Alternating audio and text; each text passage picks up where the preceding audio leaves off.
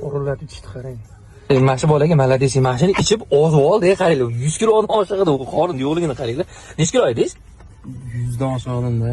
Hozir qancha bo'lib qoldingiz? 89. 89 ga tushib qoldi o'rtoqlar. Mashina ichib yurib shunaqa tushib qoldi. Nima bu o'zi asalari? Bu oltin medal olgan mahsulot. Tatariston prezidenti ham, oilasi ham shuni ichib davolangan. Ha, ozdiradimi bu? Yo'q, bu chiska qiladi.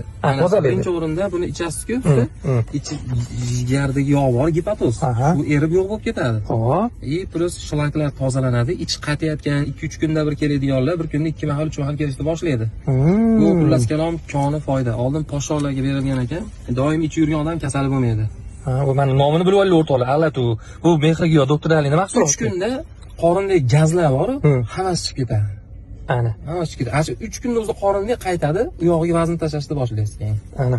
Men doim mashinasini ko'rardim, endi keyin limonad bo'lsa kerak, yana so'ramay shuni deb xijolat bo'laman, to'g'risi. Mana hozir bildim. O'rtoqlar qaranglar. Tibbiyotda men tabog'ida bir gap bor. Qorning tekis bo'lishini xohlasang, jigaringni tozalaydigan gap bor, to'g'rimi? Aynan jigarni yog'ini tozalaydigan mahsulot ekan mana. Kommentariyaga manzil so'zini yozsangiz, lakasini ham tashlab berishadi, narxni yozsangiz, narxini ham yozib berishaveradi.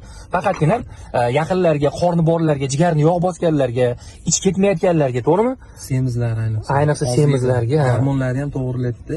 Ana. Tetik tutib yuradi odamni, shlaklarni tozalaydi, gijjalardan forig' qilib. Bolalarga ham bersangiz bo'laveradi 2 yoshdan tevaga. O'rtoqlar kommentariyada gumbulatverasizlar, sizlarga javobni yozishadi.